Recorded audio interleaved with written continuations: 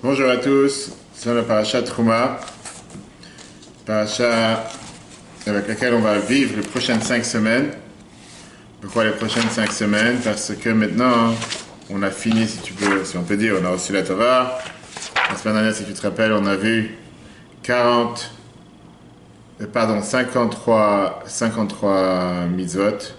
La semaine dernière, 53 mitzvot, c'était 53 commandements sur les 613 dans la paracha Mishpatim. On a expliqué, si tu te rappelles, l'idée des esclaves. Pourquoi on nous parle des esclaves juste après? On a expliqué le sens, que nous sommes tous des serviteurs de Dieu. Qu'est-ce que ça veut dire être serviteur de Dieu? Avec toutes les lois qu'on a vues dans la semaine dernière, pas mal de lois intéressantes. Et aujourd'hui, justement, on voit la première mitzvah qui vient juste après et avec laquelle, comme j'ai dit, on va vivre les prochaines 5 semaines, c'est le devoir de construire le temple. Paracha de Trouma, la paracha qui nous parle de la construction du temple. On va voir ce que la Gemara nous raconte. Et on va voir bien sûr les enseignements chassidiques en la matière. Pourquoi on doit parler de construction d'un temple pour quelque chose qui est vieux? En deux mots, c'est quelque chose qui n'est pas forcément un sens et qui n'a pas forcément une obligation par rapport à aujourd'hui, puisqu'aujourd'hui, concrètement, le temple n'est pas là. Donc quel est le but de répéter chaque année la même chose avec la construction du temple si le temple n'est pas présent aujourd'hui? C'est ce qu'on va essayer de voir aujourd'hui ensemble. Quel est ce temple intemporel? Qu'est-ce que ça veut dire quand la Torah, elle n'a pas nous demander de construire un temple? Qu'est-ce que ça veut dire construire un temple si le temple n'est pas là réellement? D'abord, de quel temple on parle? On te parle bien sûr du Ohel Moed, de la tente d'assignation, comme c'est écrit dans la Torah.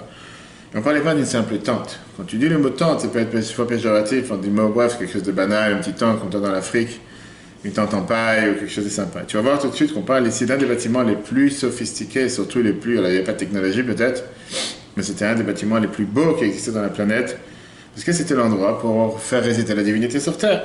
On te parle ici de quoi?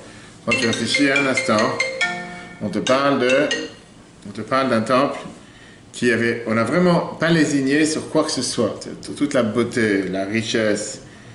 On avait vraiment une équipe de professionnels qui étaient là pendant de longs jours en train d'essayer de dessiner ou de méticuleusement planifier, comme la Torah nous dit, dans les moindres détails, comment le construire. Regarde d'abord en termes d'argent, combien ça a été investi. Rien que parlons des socles, la danim, c'est comme des blocs en métal, si tu veux, qui étaient comme le socle dans lequel on mettait les poutres, parce que c'était des poutres qui étaient tout autour du temple.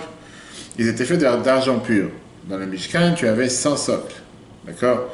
Chaque socle, il était fait d'un kikar kesef. C'est quoi un kikar kesef en termes d'aujourd'hui, pour que tu comprennes? On parle de 57 kilos d'argent pur. Quand on dit aujourd'hui qu'une couronne de Sefer Torah coûte entre les 3 000, 5 000, 2 000 $, quelque chose pareil. Là, tu parles de 57 kilos d'argent pur par socle. Aujourd'hui, on te dit, pour avoir une estimation que j'ai fait par rapport à aujourd'hui, c'est 25 $ l'once d'argent, 810 $ pour le kilo d'argent pur. Ce qui veut dire que tu parles ici d'un socle qui coûte plus de 46 000 $. Fois 100. D'accord? On parle seulement les socles du Mishkan. Ça veut dire que si dans les socles, on avait 4,6 millions, rien que dans les socles, tu peux t'imaginer combien il y avait, combien d'investissements, combien était investi, combien dans la décoration de tout le temple, dans tout le Mishkan. Alors il y a beaucoup de choses qui ont été détruites, beaucoup de choses qui ont été perdues, qu'on n'a pas aujourd'hui malheureusement le Mishkan, parce que le Mishkan a duré seulement 360 ans. D'abord il y avait celui qu'on parle pour l'instant, c'est celui qui était dans le désert qui a duré 40 ans. D'accord, il y a eu 360 ans de Mishkan, après il y a eu le temple. Premier temple, on va y arriver plus tard. Premier temple à Jérusalem, deuxième. Non, mais on parle du Mishkan et la grande différence entre l'autel qui avait dans le désert et celui qui avait à Jérusalem, c'est que celui qui avait dans le désert, il était mobile et il était végétal. Alors que celui qui avait à Jérusalem, il était immobile, il était fixe à Jérusalem, mais il était en pierre, il n'était pas du tout en végétal, on verra, c'était pas des tentures d'animal comme on a ici, etc. Qui était censé payer tout ça? La paracha de la semaine commence avec le premier verset, chapitre 25, verset 1-9. Et d'abord, Hachem le Moshe est mort, Dieu dit, parle au peuple juif, écoute bien les termes que Dieu il emploie. Ve'yikru li trouma, vous prendrez pour moi un don. Pas vous me donnerez un don, vous prendrez pour moi un don. Et la Torah, elle vient te dire de manière explicite, c'était la première fois dans l'histoire que Dieu il lance cette campagne de ramassage de dons. C'était les campagnes de dons charité de l'époque.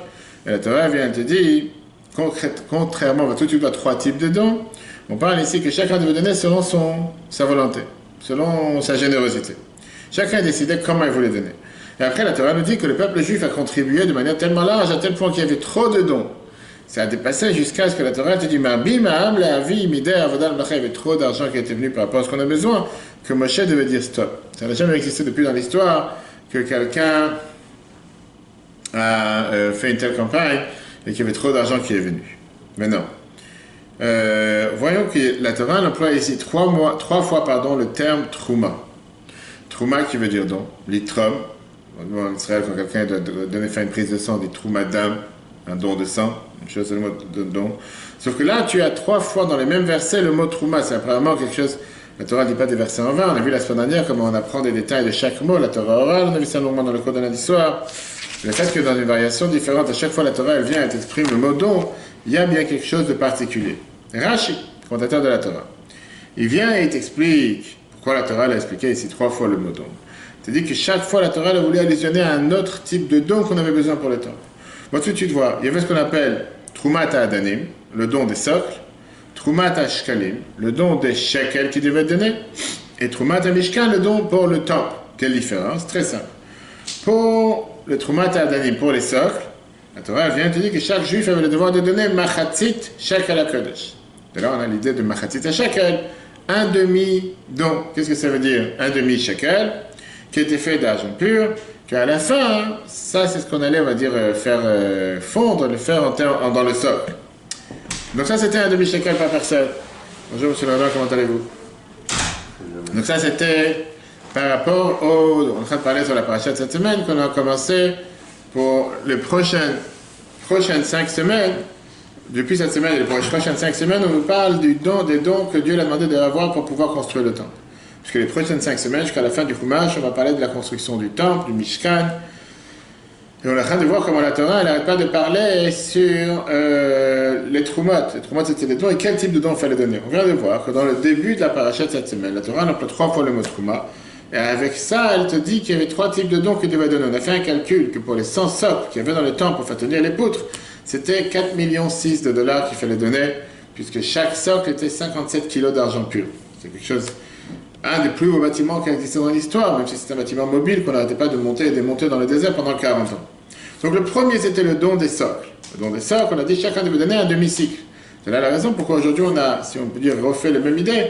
On a l'habitude de donner avant Purim le machatzit à shekel, un demi-shekel. C'est pour ça qu'on donne en général 3 fois 50 centimes de la monnaie du pays, un demi-shekel, un demi-cycle.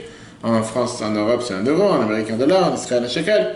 Pour reprendre cette idée qu'on avait l'habitude de donner un demi-shekel à l'époque. Deuxième don, c'est Trumat Ashkalim. Là, on parle encore une fois le fait que chaque juif avait le devoir, dans le désert et au temps du temple, de contribuer au sacrifice public qui était amené tous les jours. Et c'était quand même des sacrifices qui étaient amenés tous les matins et tous les soirs dans le temple. Et pour ça, ça venait de l'argent de la communauté. Donc chacun devait donner encore une fois un demi-cycle, un demi-shekel, par tête. Ça faisait une somme importante. Et avec ça, on achetait les sacrifices dans le temple tous les jours. Après, il y avait le troisième don. Ça, c'est déjà la troisième phrase que la Torah te dit, c'était ce que chaque homme, femme et enfant donnait en fonction de sa volonté. Celui qui voulait, il pouvait donner le plus, il pouvait donner le moins. Et ça, c'était pour acheter, qu'on a dit tout à l'heure, tous ces objets avec lesquels on a construit le temple. Les poutres, les socles, les bâtons qui tenaient les poutres ensemble, les tentures qui avaient différents animaux. Et tous les objets qu'il y avait dans le temple étaient construits avec cet argent.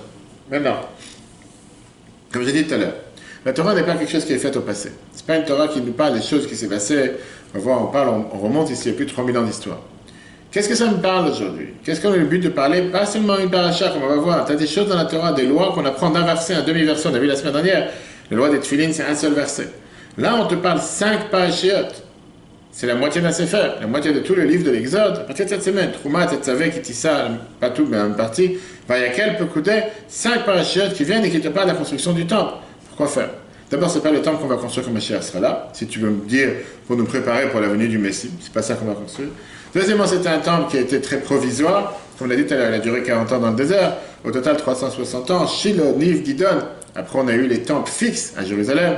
C'est pas de ça qu'on parle. Quel est le but? Depuis, ce temple a été totalement détruit. Et depuis, on a eu assez de collectes d'argent, on va dire, à longueur de journée. Quel message? Toi, va te faire parler, va te faire passer avec... Aujourd'hui, au XXIe siècle, avec l'idée d'apprendre sur la construction du temple. Et comme on sait que la Torah n'est pas au hasard, mais comme on dit à chaque fois dans la prière qu'on dit tous les jours, Asher Natalnan Torah, que Dieu nous a donné sa Torah. Et comment on finit la bracha? Noten Torah, que Dieu nous donne la Torah, nous la donne actuellement, c'est quelque chose de présent, c'est pas quelque chose de passé. Donc qu'est-ce que j'apprends de tout ça? La réponse elle est que même si le temple il a été On sait très bien que le Mishkan et beaucoup d'ustensiles, pour répondre à ta question tout à l'heure, ont été enterrés. Certains objets qu'on sait très bien qu'ils se trouvent dans la terre, on ne va pas les chercher parce qu'on ne sait pas quoi faire avec aujourd'hui. Et comme un chien va venir, on va les avoir de retour. Néanmoins, il y a un deuxième temple, ça c'est le temple qui est interne à l'intérieur de chacun d'entre nous. Et ce temple, il n'est jamais détruit. Et on va voir la corrélation et le parallèle qu'il y a entre le temple qui a été construit et la manière, comment il fallait le construire, de quel élément il fallait le construire avec le temple qui est à l'intérieur de chacun d'entre nous. Et c'est la raison pour laquelle on en parle chaque année. Pourquoi on attend la matière pour construire le temple alors qu'à l'époque, il n'y avait pas... Parce que c'est son devoir de le faire. Parce que quand on a construit le deuxième temple, il n'y a pas de matière. Tout à fait, mais là pour l'instant, depuis, c'est la fameuse réponse quand on te dit que, on voit ça dans le Shabbat Chazan, dans le Chumash Dvarim, quand, la semaine avant Tisha B'Av, quand on parle des 9 jours de la destruction du temple, on te dit, on lit la Haftarah Chazon Yeshaya ou la vision d'Yeshaya. Et le Rabbi Levi Tzadok se disait, c'est un exemple avec un père qui a fait un costume à son enfant et que l'enfant il a déchiré le costume. Alors il a dit, je vais t'acheter un deuxième costume. Il a acheté un deuxième costume, il s'est amusé, il a déchiré le costume une deuxième fois. Après, il a acheté un troisième costume, mais il ne lui a pas donné. Il lui montrait de temps en temps, il était dans la main, il lui dit, si tu vas être sage, si tu vas faire ce qu'il faut, là tu vas le voir. Dieu nous a donné 2 temples. Malheureusement, on n'a pas su se comporter comme il fallait, comme la Gemara nous raconte, qu'on les a perdus à cause de nos bêtises. Là, Dieu il a construit le 3e temple, on dit qu'il est prêt dans le ciel, et Dieu te dit que de temps en temps tu peux le voir. Montre de quoi que tu fais les choses correctement, là tu vas pouvoir le voir. C'est exactement la même idée. Nous, on n'est pas capable aujourd'hui de prendre la décision. Imagine-toi, rien qu'aujourd'hui, tu veux monter sur le mont du temple, rien qu'un juif qui dit Shema Israël sur le mont du temple, on l'amène avec des menottes, on le met en garde à vue, il faut savoir ce qu'il a déjà fait. Imagine-toi qu'aujourd'hui, tu décides de construire le temple. C'est pas le monde qui va se réveiller contre toi. On n'a pas le pouvoir de le faire aujourd'hui mentalement, on est en exil. Ma chère va venir, il va le faire. Nous, non. Donc aujourd'hui, on va voir ensemble ces trois demandes de dons que la Torah a demandé. Qu'est-ce que cela veut dire dans la vie de chacun d'entre nous? On va voir un midrash intéressant. Midrash Tanchuma. Midrash Tanchuma qui est intéressant, qui vient et qui nous parle en parlant de ces composants, avec lesquels les 15 composants du pourpre, l'écarlate, or, argent, cuivre, que Dieu nous a demandé de construire le temple avec. Qu'est-ce que cela reflète dans la vie de tous les jours? Regarde ce que le Midrash te dit, quelque chose de très bizarre. Midrash Tanchuma, il vient et te dit la phrase suivante. L'or qu'on utilisait dans le temple reflète le royaume de Babylone, de Babel. On va voir ce que c'était, quelle époque, on va tout de suite voir les détails. L'argent, le royaume de Madai, au temps d'Achashverosh, la Megillah. Le cuivre représente le royaume des Grecs, et les peaux de bélier qui étaient rouges représentent Édom. Dieu vient et dit, même si vous voyez 4 différents royaumes, empires, qui viennent et qui vous font du mal et qui vous mettent en exil, sachez qu'au final, vous allez vous en sortir. Ne perdez pas la tête. Pensez pas que vous allez être en exil éternellement. Une autre phrase intéressante, on parle par rapport à la tzaka, la Gemara te dit, Rabbi ramené ça plusieurs fois, il y a 3 types de personnes qui donnent tzaka. Il y en a un qui dit, Zahav, c'est l'or, Zeh noten bari. C'est l'acronyme, c'est qu'en hébreu, on apprend des lettres, des acronymes. Or, en hébreu, c'est Zahav, c'est l'acronyme de 3 mots. Zeh noten bari. Celui qui donne la tzaka en bon terme, en bonne santé. Il n'y a pas de souci, pas de problème, pour ça il donne. Et large. Le pire, le moins bien, c'est le cuivre. Le cuivre, c'est l'acronyme de Netinat Choleh She'amatnu. Un malade qui a dit, donnez pour moi. Il est sur le point de mourir. Il dit, faites quelque chose de bien avec mon argent, au moins que je fasse quelque chose, une bonne action dans ma vie. Et au milieu, c'est celui qui dit, j'ai envie que mon fils réussisse dans un examen, j'ai envie de réussir dans le travail, aujourd'hui, j'ai envie de... Pour ça, c'est 3 différents types. Et en fonction, la Torah considère si c'est la valeur du cuivre, la valeur de l'argent, la valeur de l'or. Après, la question que tout le monde demande, qu'est-ce qui pèse plus, 1 kilo d'or ou 1 kilo de cuivre?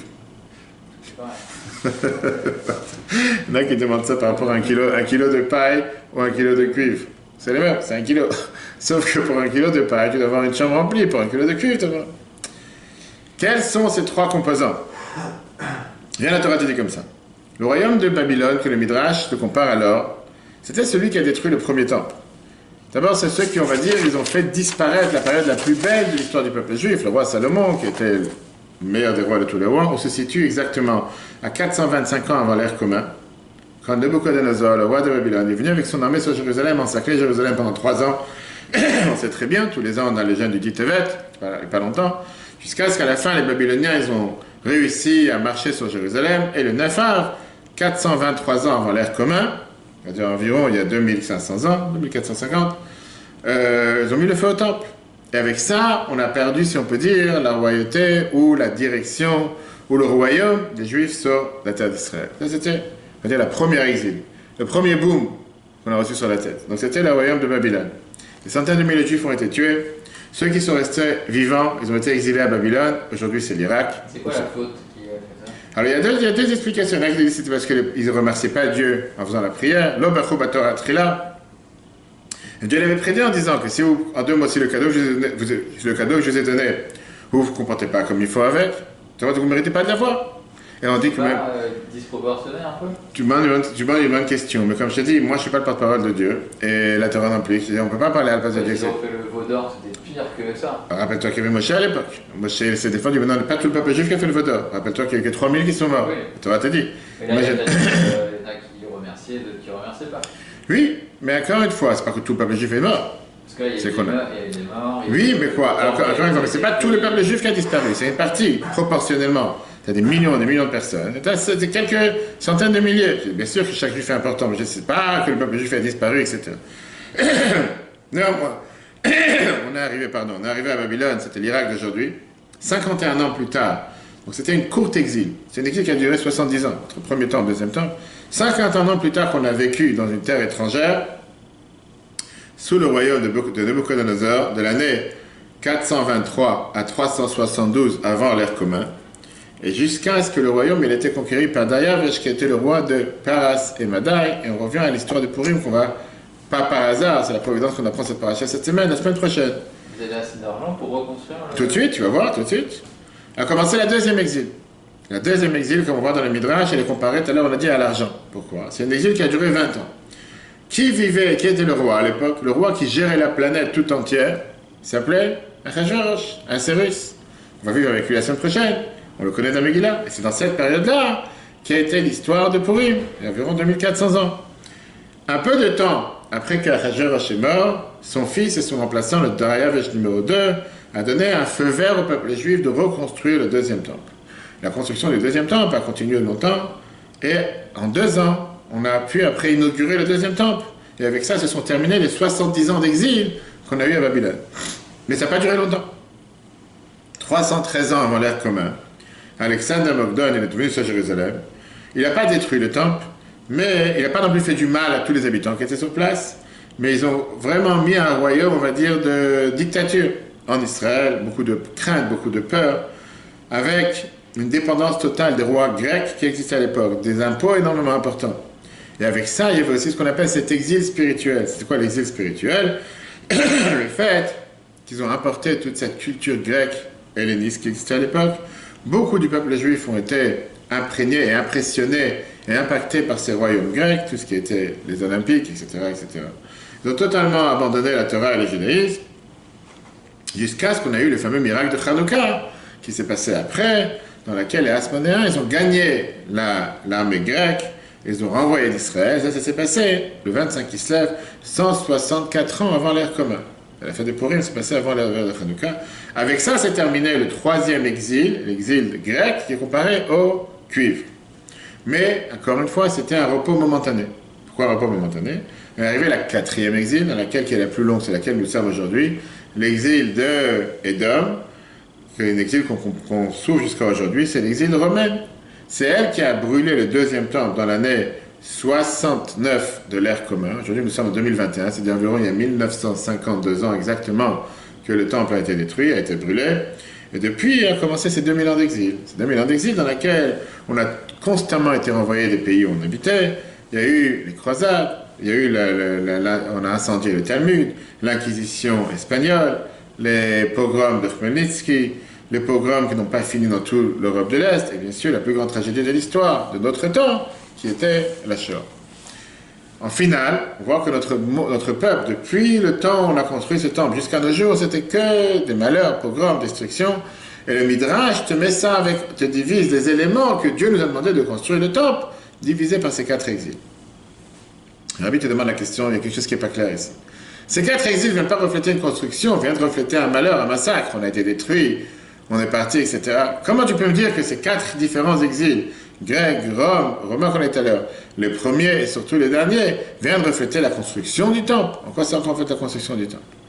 Je dis au contraire, je dis dans le texte que la Bible dit, quel est le lien entre ces 4 royaumes, ces 4 empires qu'ils ont détruit le peuple juif, avec les dons du temple? Au contraire, ces 4 royaumes, ils ont détruit le temple. Ils ont amené ces 4 exils à la destruction du temple.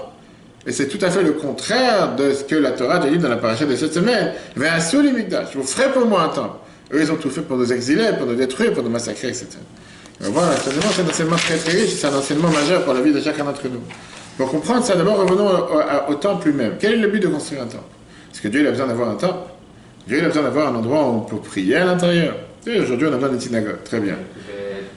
Tu veux dire que depuis un an, on prie sans temple, on prie dans la rue. Il n'y a pas les temples enfermés, etc. Mais tu n'as qu'à besoin d'avoir un temple. Bien sûr, tu vois. Korbanot, de sacrifice, je suis d'accord. Mais, alors justement, ça même, pourquoi? Est-ce que Dieu a besoin d'une chose pareille? Il ne peut pas s'en sortir sans. Qui avait besoin d'avoir un temple? Qu'est-ce que ça veut dire le temple? Si le temple, c'est vrai, comme on voit dans la paracha de cette semaine, tu as des poutres en bois, des bois d'acacia, tu as des bois de RS, tu as les bois qui sont les plus beaux, les plus grands, des tentures particulières. Mais c'est comme si je te demande aujourd'hui est-ce que tu as besoin des lunettes. Tu ne vas pas commencer à me définir, oui, je cherche à avoir un plastique, je cherche à avoir un métal, je cherche à avoir telle et telle chose, pour pouvoir voir. Tu as besoin des lunettes pour pouvoir améliorer ta vue, point barre. Je n'ai pas besoin de savoir tous les détails de quoi ils sont faits, quelle différence tu as mis telle vis, telle matière. L'essentiel, c'est que tu as besoin des lunettes, pourquoi? Pour pouvoir mieux voir. Tu vas aller tel et tel endroit, pas besoin de savoir maintenant de quoi est fait chaque matière, c'est pas ça qui nous intéresse. Pareil avec le temple. Comme j'ai dit tout à l'heure, tu as 5 parachiotes que la Torah, elle vient, elle n'arrête pas de te détailler dans le moindre détail les constructions de chaque élément, de chaque armoire, de chaque ustensile, de tout ce qu'il y avait à l'intérieur. Dans toutes ces tailles, ça ne nous concerne pas aujourd'hui, c'est quelque chose que tu peux vivre sans ça. On est bien obligé de dire que la Torah, elle veut te faire passer ici un message, que le temple, ce n'est pas juste une structure matérielle. Alors oui, il y a l'explication qui est donnée.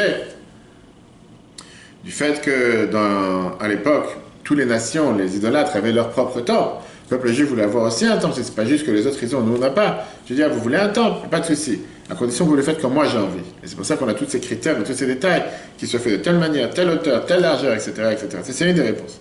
Mais il y a quelque chose de beaucoup plus important avec ce temple, c'est pas juste l'emplacement matériel, c'est surtout le fait de faire descendre la divinité sur terre. D'ailleurs, au début de la paracha de cette semaine, Dieu vient et te dit, va sous les mikdash, vous ferez pour moi un temple, et il dit pas, je vais résider dans le temple.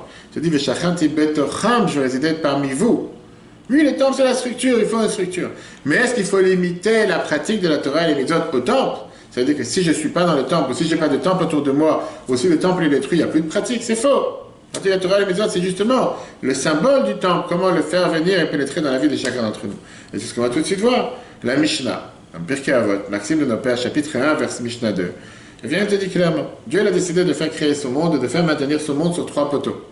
3 poteaux, on va dire 3 fondations sur lequel se tient le monde. La première, Shimon HaTzadik, qui te dit, la Torah, la Avoda et Gemilut Chasadim. Traduction, la Torah, la prière et les bonnes actions. Bien beau. Qu'est-ce qu'elle veut dire cette Mishnah? C'est-à-dire qu'il y a 3 poteaux sur lesquels le peuple juif peut s'appuyer. Il y a 3 poteaux sur lesquels, 3 fondations sur lesquelles Dieu décide qu'il peut vivre sur terre, sur cette planète. L'étude de la Torah, on va voir ce que ça veut dire. Service de Dieu qui remplace les sacrifices par la prière et les bonnes actions. Quand un juif, il prie, il apprend la Torah, il fait des bonnes actions, ça fait le temple pour Dieu dans ce monde. Donc c'est la manière pourquoi Dieu nous a envoyés sur terre, pour faire en sorte que ce temple se maintienne. De la même manière que pour avoir un temple matériel, tu as besoin d'avoir ce qu'on appelle des fondations solides. Et si tu n'as pas les fondations solides, tu peux avoir la plus belle peinture, les plus beaux carrelages, les plus beaux LED, et le plus beau, je sais pas, système d'écolo pour chauffer. Le bâtiment il va tomber. On voit ça régulièrement aux États-Unis avec tous les ouragans, avec tout ce qui se passe, comme quoi, dès qu'il y a une petite tempête, tu as toutes ces maisons en bois qui se lèvent et qui commencent à voler comme des bateaux. Tu te dis, mais pourquoi ils n'ont pas encore compris dans toutes ces communes lointaines, comme la Seine-et-Marne aux États-Unis, il faut construire des choses solides. Je n'arrive pas à croire. Où tu vois en France que des maisons se lèvent et commencent à voler parce que je sais pas, il y a un peu d'eau, il y a un peu un ouragan, on va savoir. Tu vois, tu dis, si tu n'as pas les bases solides, ça ne tient pas. La même chose. Dieu t'a demandé, comme on a dit tout à l'heure, les 3 fois qu'il a employé le mot trouma dans la paracha de cette semaine, les 3 différents dons qu'il fallait donner. On a dit tout à l'heure, les socles, les shkalim qu'il fallait donner pour les sacrifices et pour construire le temple, reflètent les 3 fondations par lesquelles Dieu décide de résider dans ce monde et d'exister dans ce monde. On va voir quelle est la corrélation, quel est le point qui est entre les 3. 3 fois dons que la Torah emploie cette semaine, socle, sacrifice et le temple général. On a dit tout à l'heure que les fondations que Dieu attend de nous pour pouvoir vivre dans cette planète, la Torah, l'étude de la Torah, la prière et les bonnes actions. Ok, commençons avec le départ. C'était quoi les socles? On a dit que les socles étaient, chacun devait donner un demi-cycle. Et on dit que la trouma, le don des socles, venait refléter ce qui était la Torah, l'étude. Torah, c'est pas seulement une étude, pas seulement une science. Torah, c'est aussi ce qu'on appelle Milachon Noraa, qui veut dire un enseignement. Qu'est-ce que ça veut dire un enseignement? Que la Torah, elle t'enveloppe dans toute la vie. On a vu ça la semaine dernière et la semaine d'avant dans Yitro, dans Mishpatim, on peut voir sur l'application la Torah.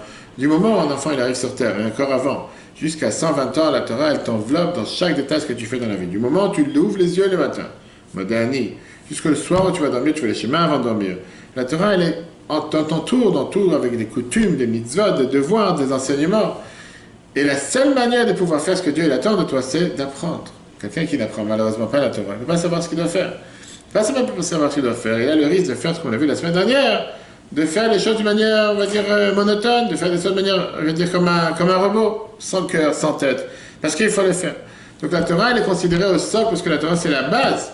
Si tu n'as pas l'étude, tu ne peux pas avancer. Bien sûr, tu pourras savoir ce qu'il faut faire. C'est mieux d'avoir l'étude et d'avoir les bases. Deuxièmement, on a vu que le deuxième don, c'était Maratit Hachak, qui était pour les sacrifices. Le demi-cycle qu'il fallait donner pour les sacrifices. Dans le passé, la manière de se rapprocher de Dieu, c'était par un sacrifice. Quelqu'un qui voulait amener un sacrifice de remerciement, il venait au temple. Un sacrifice pour se faire pardonner, il l'amenait au temple. Aujourd'hui, qu'on n'a pas le temple, on fait ça pour travers la prière. Quel est le but? Qu'est-ce qu'on cherche avec la prière?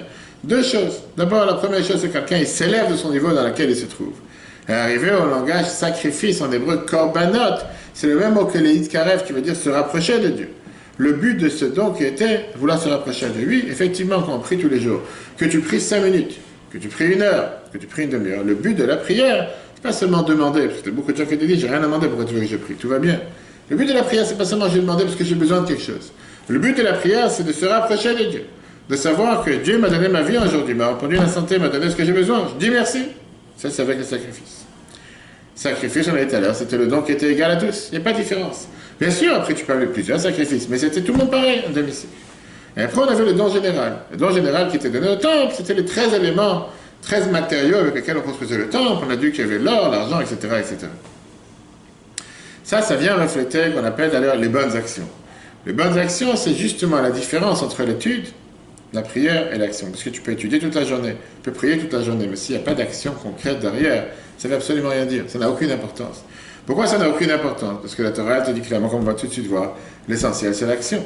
Tu peux dire à ta femme je l'aime, tu peux dire à tes enfants je l'aime, mais si c'est seulement dans la pensée, dans la parole, mais dans l'action, il n'y a rien. Ça reste des paroles, c'est pas quelque chose de concret. Et oui, l'instruction c'est la base. La base du service de Dieu, c'est d'abord la Torah. Avant de faire quoi que ce soit, n'importe quelle fête, n'importe quelle chose, on doit savoir qu'est-ce qu'il faut faire. Comment parce qu'on apprend la Torah? Ça, c'est le don des socles, qui va dans le temple. Les shkalim, par lesquels on a acheté les sacrifices. Ça représente comme on l'a dit tout à l'heure, la prière. Et enfin, le don général représentait toutes les mitzvot, les bonnes actions qu'on a l'habitude de faire.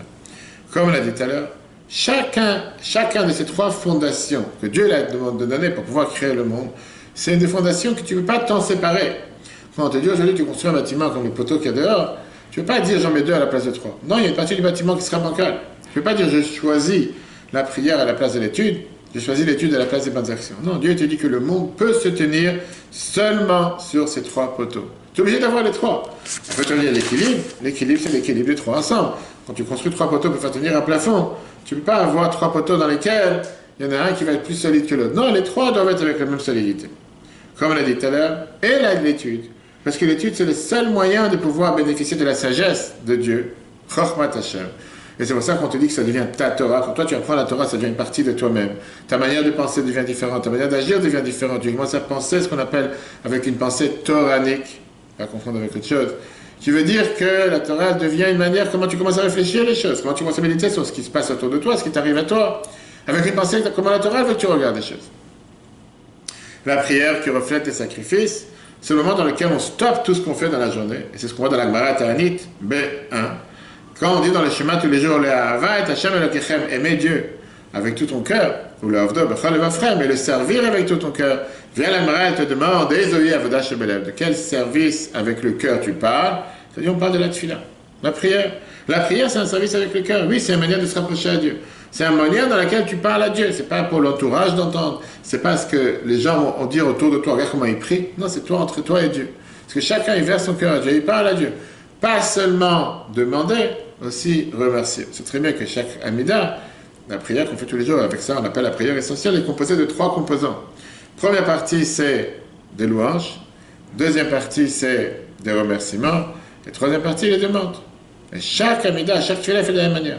Remerciement, louange et demande. Pourquoi? Parce qu'il n'y a pas seulement de demander, c'est surtout de donner des louanges à Dieu. Je remercie que c'est Dieu qui nous dirige. C'est Dieu qui t'a donné la santé, qui te donne la vie, etc. Mais c'est pas fini. C'est pas seulement parce que tu as la Torah et la prière que ça suffit pour pouvoir avoir les fondations sur lesquelles le monde peut se tenir. Notre monde. On a besoin d'avoir ce qu'on a dit tout à l'heure, aussi, mais le Treshadim, qui veut dire les bonnes actions. Bonnes actions, c'est le troisième poteau. Allumer le bougie de Shabbat, mettre la tefillin, manger la matzah. Quand tu prends les éléments matériels qui existent sur Terre et tu les transformes en mitzvah, automatiquement tu sanctifies ce monde et tu rends ce monde un monde meilleur. C'est pas un monde dans lequel on est là juste pour manger, boire et rien faire d'autre, mais bien au contraire. On est là en train de prendre la matière, les choses les plus grossières, une peau de vache qui sent pas bon. C'est celui qui travaille dans les pots de vache, il sait que c'est pas quelque chose qui est agréable. On dit, l'Agmara te dit que c'est quelque chose qui a une odeur insupportable. Et avec ça, tu transformes ces choses matérielles pour les rendre riches. Tu prends un verre de vin qui n'a aucune importance et tu fais une bénédiction dessus. Tu fais entrer les Shabbats, tu fais sortir les Shabbats. Mais là, mariage, peu importe. Et pareil avec une bougie. Quelle est la différence entre le troisième poteau, troisième fondement, qui est les bonnes actions, par rapport aux premiers deux fondements, deux fondations? C'est que là, tu ne parles pas seulement avec ce qui est cérébral ou ce qui est avec la bouche. La Torah, c'est plutôt la tête. C'est pas avec les mains, c'est pas avec le corps. Bien sûr, il faut avoir un corps, mais la Torah, tu réfléchis avec la tête. Mais ça reste dans la tête. Et tu as beaucoup de théologues et de penseurs juifs qui apprennent la Torah, qui adorent la Bible. Je ne sais pas si dans ce cours, on a vu la semaine de Dieu qui dit qu'il adore la Bible et qu'il adore la Torah. C'est merveilleux. C'est pour autant qu'il devient aujourd'hui un juif et qu'il pratique la Torah et les mitzvot. Pourquoi pas? Tu as beaucoup de gens qui te disent, j'adore la Bible, je lis la Bible tous les jours. Et alors? Pas parce que tu apprends la Bible tous les jours que ça te pousse à agir et faire. Parce qu'en deux mots, tu peux apprendre pour être médecin, tu peux apprendre pour être dentiste, si tu ne mets pas ça en pratique, et c'est à quoi ça sert ton étude? J'ai passé 10 ans de ma vie à apprendre. Et qu'est-ce que tu fais avec? Si c'est juste pour rester dans la théorie, mais pas dans la pratique, à quoi ça sert d'avoir appris? D'avoir appris. Et c'est pour ça que la Torah te dit, par prier, c'est aussi très bien. Mais qu'est-ce que tu fais en priant toute la journée? Prier, c'est pour se rapprocher de Dieu, être proche de Dieu. Pourquoi? Pour au final, la finalité de tout ça, c'est de faire ce que Dieu demande de toi. Si je veux me rapprocher de la personne, mais au final, quand il me demande quelque chose, je lui dis, j'ai pas le temps, j'ai autre chose à faire, pourquoi tu t'es rapproché de la personne? Donc le but, il n'y a pas un but en soi d'apprendre pour apprendre et de prier pour prier. Lui, apprendre et prier au service de l'action, qui est le troisième poteau, qui est le troisième fondement. Et ça, c'est la différence fondamentale qu'il y a dans ces trois poteaux, ces trois fondations avec lesquelles le monde a été créé. Quand tu parles de l'étude et de la prière, c'est plutôt tu t'occupes avec toi-même. En deux mots, tu peux être enfermé dans une chambre toute la journée, et tu peux prier et apprendre, mais tu ne travailles que pour toi-même. Alors que quand tu fais ce qu'on appelle les bonnes actions, là, tu t'occupes avec le monde qui est en dehors de toi. Et donc, ça, c'est la manière. Bonsoir. Comment t'as lu? Monsieur, je connais. Comment ça va? Ça va. Un cours. Tu as dû mettre le tef? Ah, ça y est, j'ai tout mis. Khazak, tu restes pour le cours, c'est bien. Et donc, qu'est-ce qu'on voit ici? Que tu as ces trois poteaux. Ces trois poteaux que tu as, la prière et l'étude. C'est très bien. Sauf que le grand problème, c'est comme j'ai dit tout à l'heure, c'est quelque chose qui est personnel, c'est que pour toi. Ça ne concerne pas les autres. Alors que quand tu parles de l'action, là, tout d'un coup, ça concerne qu'est-ce que tu fais pour en dehors. Parce que tu as dit, mais comment je vais les tefillin, qu'est-ce que je fais pour l'autre? Rien. Mais tu es en train de faire ce que Dieu demande de toi. C'est là que tu montres que ce que tu fais, que ce que tu as appris et ce que tu as prié, c'est pas quelque chose qui est dans la théorie, c'est quelque chose dans la pratique. C'est du concret, comme on dit. Comme je te dis, tu peux dire un matin, je reçois à ta femme, je l'aime. Mais si tu fais rien pour montrer que tu l'aimes, ça va pas durer. Oui, tu as des femmes qui sont sourdes, on va dire, et que pour eux, tu leur dis tu l'aimes, ils n'ont rien compris. C'était pour ceux qui voulaient poser une question. Mais la réalité, ça ne marche pas comme ça. Tu dois agir, tu dois faire les choses de manière concrète. Maintenant, il y a eu un débat dans l'Agmara. L'Agmara qui Kiddushin, page 40b. Fameux débat, on a passé dans tous les cours.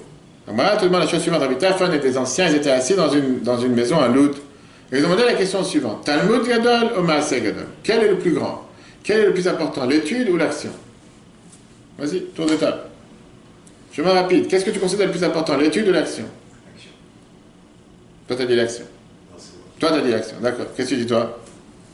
Ah, de toute façon, les deux, hein. Dis pas les deux. Dis-moi quoi? L'étude ou l'action?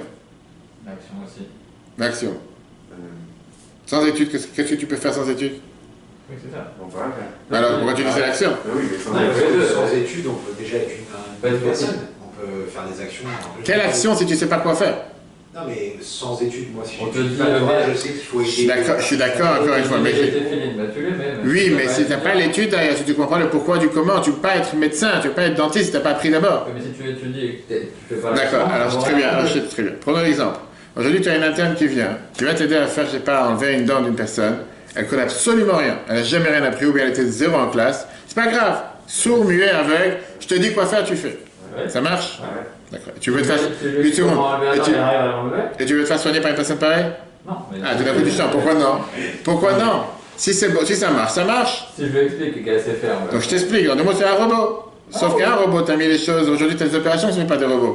Sauf que c'est géré par l'humain derrière. Que Dieu nous en préserve, si le robot il bloque au milieu, il ne fait pas ce qu'il faut faire, de quoi tu parles? Tu ne veux pas dire que l'action est censée. Bien sûr que l'action est censée. La Gemara termine en te disant. Si tu fais que l'étude sans agir. À 1000%. Regarde ce que la Gemara te répond. Rabbi Tarfon vient et te dit, c'est Gadol. C'est l'action qui est plus grande. Rabbi Akiva vient et te dit, Talmud Gadol, c'est l'étude qui est plus grande. Viens, la Gemara, elle termine. Une seconde, viens, la Gemara, elle termine. Et la Gemara, elle te dit, Talmud Gadol, l'étude est la plus importante. Pourquoi? Chez Talmud, mais l'idée, c'est parce que l'étude t'amène à l'action. Donc au final, c'est quoi le plus grand? C'est l'action, je suis d'accord. Donc tu as besoin des deux. Mais tu ne peux pas dire que l'action sans étude. Bien sûr qu'on peut faire des mitzvot sans étude. Mais au final, c'est à l'étude. Grâce à ça, tu amènes à l'action. Donc c'est obligatoire que ce soit les deux de toute façon. Très bien. Maintenant, je te dis, tu as une demi-heure. Qu'est-ce que tu choisis? Tu apprends ou tu fais? Moi, je suis pas d'accord. De quoi? C'est à une demi-heure. Il y a des gens qui passent leur temps à étudier. Et qui font rien. Non, mais pour nous, en tant que dentiste, par exemple, Oui. il y a des articles à journée, on n'étudie pas. On Oui. dit, voilà, on a appris ça aujourd'hui, faites maintenant. Oui. Voilà une nouvelle recommandation. Oui. C'est pas nous qui avons étudié. Nous, Oui. on est juste, on agit en fonction. Tu vois ce que je veux dire? 100%. Donc, c'est la même chose. Je veux dire, et il peut y avoir des gens. Moi, ce qui me dérange, c'est quoi qui me dérange? C'est les trois piliers que tu dis, les trois fondations. Est-ce que c'est un seul juif qui doit faire les trois ou le peuple juif doit On va tout de suite voir. Attends, on n'a pas fini. On peut être plus doué pour l'étude, pour l'action, et on peut ne pas savoir tout faire. C'est pas seulement plus doué. C'est qu'au final, on est limité dans le temps. On est limité dans la capacité. Comme je t'ai posé la question, si tu as une demi-heure aujourd'hui pour apprendre ou pour faire, qu'est-ce que tu dois choisir? Je fais. Maintenant, tu dois, comme il a dit tout à l'heure, tu dois maintenant mettre tes filines. Je dis non, d'abord, il faut que j'apprenne pendant une demi-heure à savoir le pourquoi du comment, maintenant je vais les mettre. Le temps il est passé, tu ne vas pas les mettre. Il faut les faire. Comme tu dis tout à l'heure, j'ai quelqu'un d'autre qui est appris pour moi pour le faire. Mais ça ne banalise pas non plus l'importance de l'étude. Bien sûr que quand j'ai 24 heures devant moi et je dois agir maintenant, c'est maintenant qu'il faut écouter la Megillah, c'est maintenant qu'il faut mettre tête filine, c'est maintenant qu'il faut faire Shabbat. J'ai pas le temps de maintenant ouvrir un livre pour commencer à tout apprendre, pour savoir quoi faire. Fais ce qu'il faut faire. Ça, c'est la première des choses. Je suis d'accord. Mais ça n'empêche pas le fait que si tu n'as pas l'étude derrière, comme tu as clairement dit, s'il n'y aurait pas les autres qui seraient venus pour me faire toutes ces études et me dire quoi faire, j'aurais jamais su qu'est-ce que je dois faire. Alors eux, ils ont appris, moi je mets en application. C'est pour ça que dans le peuple juif, on est un composant d'un corps avec des têtes, des cœurs, des mains et des pieds. Et tout ça forme un cœur, un corps. Tu ne peux pas avoir que des têtes, tu peux avoir que des pieds, que des mains. Tout un composant qui font que tous ensemble on fait ce qu'il faut faire. Donc effectivement, tu as les sages de la Torah, tu as ceux qui sont là pour apprendre, ceux qui sont là pour enseigner, mais au final, ça ne dédouane pas une personne, un minima à son niveau, de se dire moi aussi il faut que j'apprenne, parce qu'au final, tous les matins tu fais la prière, que Dieu te donne la Torah, c'est la sagesse que Dieu te donne à toi. Donc tu ne veux pas dire, moi je te paye, tu apprends pour moi, et moi je mets ça en action. Comme certains se dédouanent, espèce dans le coup quand je vu la semaine dernière, je paye à un vrai, ce qui est à la mode aujourd'hui. Je payais à un vrai Khajiri qui est assis sur un banc, il est scotché au banc 10 heures, il apprend pour moi, et moi je dors. Écoute-moi une chose, tu peux payer quelqu'un à manger pour toi des sushis 24 heures sur 24, c'est pas toi qui as mangé. Tu peux payer à quelqu'un pour mettre tes filines tous les jours pour toi, c'est pas toi qui les as mis. Tu veux dire ce que tu veux, ça ne te dédouane pas de ce que tu dois faire. C'est ça. C'est quoi Issachar Zevulun? C'est quoi ce partenariat? C'est quoi dans l'idée? L'idée, c'est que quelqu'un, pendant que toi tu t'occupes aux affaires du business, lui il s'occupe d'étudier pour toi. D'accord. Pas pour toi. C'est pas pour toi, ça c'est l'erreur. C'était quoi? Encore une fois, on prend le premier. Issachar Zevulun, t'as les deux. C'était quoi le partenariat qu'il y avait entre les deux? C'est que Rachid te dit, dans la Torah, Zulun était ceux qui travaillaient avec le port, ceux qui travaillaient avec les bateaux, bref, les commerçants. Zulun était ceux qui apprenaient la Torah. Et automatiquement, par ça qu'il y avait ce partenariat entre les deux. Zevulun donnait les moyens à Issachar de pouvoir apprendre la Torah. Par ça qu'il y avait des commerces, ils ne pouvaient pas apprendre. D'accord? C'est pas qu'ils apprenaient à ta place. Ils ne sont pas là en train de te remplacer. Non, mais c'est juste que plus. Très bien, alors demande de manger pour toi aussi. C'est trop facile. Non, ça t'enlève pas le truc d'étudier. C'est ce que j'ai en train de dire. Tu veux pas dire, fais-toi pour moi. Parfois, tu peux payer un Bakhourim pour qu'il écrit pour toi. Très bien. Très bien. Et moi, ce que j'ai. Et là, il te dit que non. Paye quelqu'un cette semaine pour aller en vacances à ta place. C'est qui sera reposé? Je demande la question, c'est qui sera reposé? Non, c'est lui. Je sais pas, c'est pas lui pour aller à ta place. C'est plus moi, j'ai pas le temps d'aller en vacances. T'as un mérite que quelqu'un, grâce à toi, il va. T'as un mérite que grâce à toi, un juif il s'est reposé. Au final, Un juif il s'est reposé grâce à toi. Tu l'as payé une semaine de vacances à Dubaï, c'est quoi le mal? Au moins il s'est reposé, c'est ton mérite. C'est ce que je te dis. Ça ne peut pas marcher dans un sens et pas dans l'autre. T'as un mérite quand même si tu. Je t'ai dit, bien sûr c'est un mérite de payer des vacances à un juif, c'est un grand mérite. Non, mais de les payer pour que tu puisses étudier. Mais encore une fois, c'est qui s'est reposé? Je sais pas maintenant des vacances, tu lui as payé des vacances, c'est lui qui s'est reposé, c'est toi. Oui, mais si on te dit c'est ça ou rien. Qu'est-ce que c'est quoi? J'ai pas le temps d'étudier. Il vaut mieux que je paye quelqu'un. Moi, je ne sais pas ce truc, hein, mais il vaut mieux payer quelqu'un pour étudier ou que personne ne fasse. Vaut mieux payer quelqu'un pour aller en vacances à ta place ou vaut mieux rien? Et non, mais peut-être que cette personne-là, elle pourrait pas étudier si tu ne l'aidais pas en fait. Hein? Peut-être que cette personne-là, si tu lui permettais pas d'étudier, elle serait obligée d'aller travailler alors que lui, c'est quelqu'un. Mais c'est la Torah qui veut qu'on travaille. C'est la Torah qui veut qu'on travaille. La même Torah qui te demande de te reposer Shabbat. On a vu ça la semaine dernière et la semaine d'avant. La même Torah qui te dit qu'il faut se reposer le 7e jour. La même Torah te dit 6 jours tu travailleras. Cette personne-là, elle me dit, moi je suis consacré à l'étude. Ça n'existe pas. Aujourd'hui, je vais te répondre. Aujourd'hui, dans notre génération, un des derniers qui était ce qu'on appelle, tu sais, aujourd'hui, il y a un concept en Israël qui est appelé Torato Umanuto. On dit que tous ceux qui sont officiellement en train d'apprendre à la yeshiva ne font pas l'armée, ils repoussent l'armée. Parce qu'ils sont à la yeshiva, une fois qu'ils sortent de la yeshiva, ils doivent aller à l'armée. D'accord? Chez Chabad, c'est ce qui se passe. D'accord? Chez Chabad, la majorité des Vachorim Chabad en général, une fois qu'ils ont fini la période d'études, parce qu'ils ne veulent pas couper le cursus scolaire, etc., après ils vont à l'armée. Est-ce qu'on reporte cette période? Et le mot qui est employé, c'est le mot qui revient de Rabbi Shimon Bar Yochai, qui était Torato Umanuto, la Torah et son emploi. Vous voyez dire que ça, c'est son emploi qu'il apprend avec la Torah. Tu sais que ça veut dire quelqu'un que ça c'est son emploi, que tu considères à tel point que l'Admara te dit qu'il n'a même pas besoin de faire la prière. Parce qu'il est tellement dédié à la Torah, à l'étude H24, qu'il n'a pas une minute dans laquelle il s'arrête, que pour ça il n'a même pas besoin de prier les constats, juste dire le chemin. Dire aujourd'hui que tu as quelqu'un pareil qui ne perd pas une minute de son temps pendant 10 heures, 15 heures, peu importe, que tout le temps il est en train d'apprendre, et pour ça il est considéré quelqu'un que la Torah c'est son business, la Torah c'est son affaire. Faire une mitzvah à quelqu'un c'est bien. Mais le problème et le risque est de se dire, comme ça met des douanes à moi, et ça c'est pas bon. Tu veux faire une mitzvah pour quelqu'un, tu veux que quelqu'un ait les vacances pour toi, pourquoi pas? Paye-lui des vacances toute l'année. Mais en aucun cas, parce que tu l'as payé des vacances, toi tu es tranquille, maintenant je me suis reposé parce qu'il s'est reposé pour moi. Ça marche pas une chose pareille. Pourquoi matériellement ça marche pas, pourquoi spirituellement ça marcherait? C'est trop facile qu'une personne, c'est comme je t'ai dit, j'ai pas le temps de mettre cette filine tous les jours, mets-les pour moi. Je te pèse combien tu veux, tu les mets pour moi, tu pries pour moi, tu fais tout pour moi. Et moi je suis tranquille. Moi, je sais qu'il y a quelqu'un qui les fait pour moi. Et tu vas dire, comment ça se fait qu'on fait ça pour le Kaddish? C'est différent. Pourquoi on paye quelqu'un pour dire le Kaddish quand quelqu'un est décédé pour le faire toute l'année, quand quelqu'un ne peut pas le faire? C'est plus pour la personne qui est décédée que pour... Bravo, parce que le but du Kaddish, c'est quoi? Le but du Kaddish, c'est pas que moi j'ai un devoir. Bien sûr qu'un enfant il a le devoir de faire un Kaddish pour son père qui est décédé. Mais d'abord, comme il vient de dire monsieur le rabbin, le but du Kaddish, c'est que faire en sorte qu'une personne, une neshama qui a quitté ce monde, elle a au moins le Kaddish qui est dit pour cette neshama. Que ça soit moi, que ça soit toi, que ce soit qui que ce soit le fasse. L'essentiel c'est qu'il dit, c'est pour ça que je peux payer quelqu'un qui est en général, qui n'a pas de travail ni quoi que ce soit et qui est à la synagogue 3 fois par jour et surtout qui va s'assurer de dire le 16 Kaddishim par jour, elle peut le faire pour moi. Et ça, si tu veux, ça m'enlève mon devoir, le fait que cette neshama, elle a ses Kaddishim. C'est pas la même chose avec l'étude tous les jours, on a le devoir. Les 3 piliers, c'est les piliers qui sont pour chacun d'entre nous. Maintenant, la réponse à ta question, c'est effectivement la proportion, la proportionnalité. C'est un thème très connu dans le Sénat. Est-ce qu'il faut 33, 33, 33? Tu divises 100% de la journée par un tiers d'études, un tiers de prière, un tiers. Et non, la Torah n'attend pas de ça de chacun d'entre nous. Puisque Dieu te dit clairement, comme tu dis tout à l'heure, 6 jours tu travailleras, le 7e tu te reposeras. Ne dis pas qu'il faut te reposer un quart de chaque jour, ou prier un tiers du jour, apprendre un tiers et travailler un tiers, c'est parce que la Torah l'attend de toi non plus.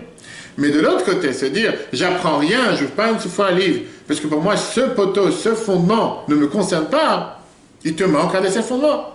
Et c'est pas parce que tu vas payer quelqu'un d'autre à ta place que ce fondement te dédouane. Et la meilleure preuve, elle est, tu arrives dans un mois à la fête de Pessah, tu vas t'asseoir au Seder, peu importe les 4 coins de la planète, et tu vas te dire la fameuse phrase qu'on dit dans la Haggadah, Veigata le mincha, tu raconteras à tes enfants. Qu'est-ce que tu vas raconter si tu n'as pas appris avant pour pouvoir le raconter?